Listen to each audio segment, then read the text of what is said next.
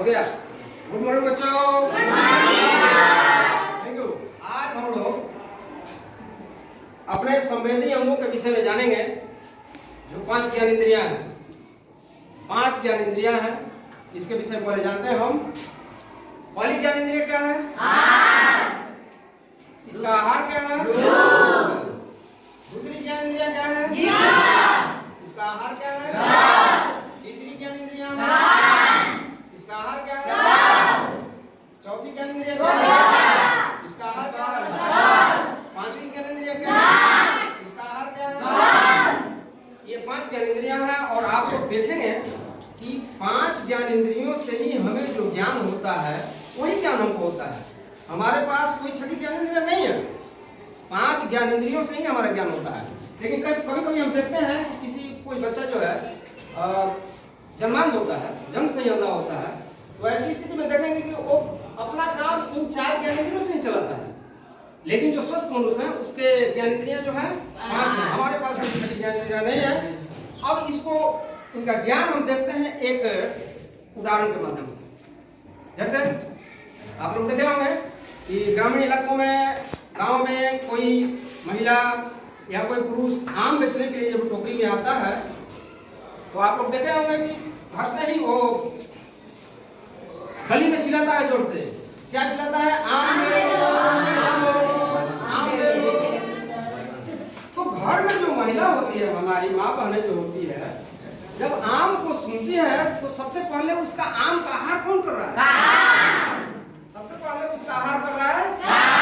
अब कान तो खा लिया और बाकी 4 ज्ञानेंद्रियां जो है वो बेचैन हो गई कि भाई कान तो खा लिया और मेरा तो कुछ हुआ नहीं। तो वो महिला क्या करती है कि हाँ तुरंत निकलती है और अपने छत पर आ जाती है।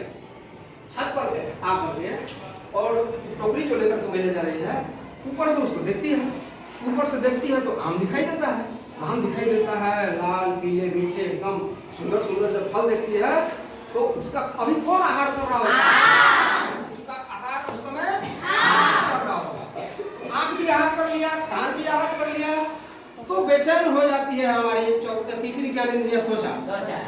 अब वो महिला झट से छत पर से उतर करके नीचे आती है और नीचे आने के बाद में फल वाले से कहती है, ये फल वाली टोकरी तुम नीचे रखो। और टोकरी नीचे रखवा करके अपने दरवाजे से बाहर निकल करके और उन आम को हाथ से छूती है और हाथ से छू करके देखती है, बहुत सुंदर आम। तो ऐसी स्थिति में जब हाथ से छूती है तो उस समय कौन आहार कर रहा होता है? उस समय त्वचा आहार कर रहा होता है। तो देखे आप 3 ज्ञानेंद्रियां आहार कर ली, बाकी बची 2 ज्ञानेंद्रियां। अब दोनों बेचैन हो जाती है तो तुरंत वो महिला क्या करती है कि हाथ से वो आम उठा करके अपने नासिका के पास ले जाती है। क्या मीठा है आम। तो ऐसी स्थिति में अब उस समय आहार कौन कर रहा है? तो नाक आहार कर लिया। अब नाक आहार कर लिया तो 4 ज्ञानेंद्रियां जब तृप्त हो गई तो 5वीं बच जाती है बेचारी अकेली, जीवा। अब वो बेचैन हो जाती है तो तुरंत महिला क्या करती है? घर जाती है, अंदर में पैसे लाती है, पैसे ला करके आम खरीदती है। आम खरीद करके अंदर घर में ले जाती है, धो धा करके एकदम आराम से फिर काट करके उस आम को खाने लगती है। और तब उस समय जब खाने लगती है उस समय कौन आहार कर रहा होता है? तो आप लोगों ने देखा कि इन 5 ज्ञानेंद्रियां ही वास्तव में आहार करती हैं। ये बेचारा पेट, इसको बेकार में दोष दिया जाता है। आहार कौन कर रहा है? 5 ज्ञानेंद्रियां कर रही है। पेट का क्या काम है? बेचारा इसमें जो डाल दो उसको पचाते रहता है। असल आहार तो ये 5 ज्ञानेंद्रियां ही करती हैं। इस तरह हम देखेंगे कि हम लोगों को इस संसार में जो भी ज्ञान होता है, बाबू ध्यान से आप लोग समझेंगे, तो ये 5 ही हम लोगों को ज्ञान होता है। अगर हम इन 5 ज्ञानेंद्रियों के विषय में पूरी तरह से अगर समझ गए तो बाकी समझने के लिए कुछ शेष नहीं रह जाता है। ये बात आप लोग बहुत ध्यान से समझेंगे कि अगर इन 5 ज्ञानेंद्रियों को हम अगर समझ गए इस संसार में और कुछ समझने के लिए रह नहीं जाता है। आप देखेंगे ये आंख है, इसका संबंध किससे है? लाइट से है।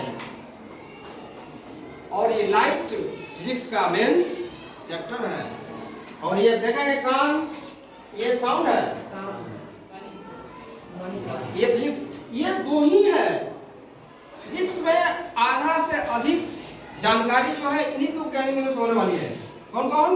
Light and sound. ठीक है, फिर हम लोग अगली कक्षा में देखेंगे। आप लोगों ने मेरी बात को बहुत ध्यानपूर्वक सुना, इसके लिए आप लोग धन्यवाद के पात्र हैं। चलिए हमारी तरफ से एक विदाई देते हैं।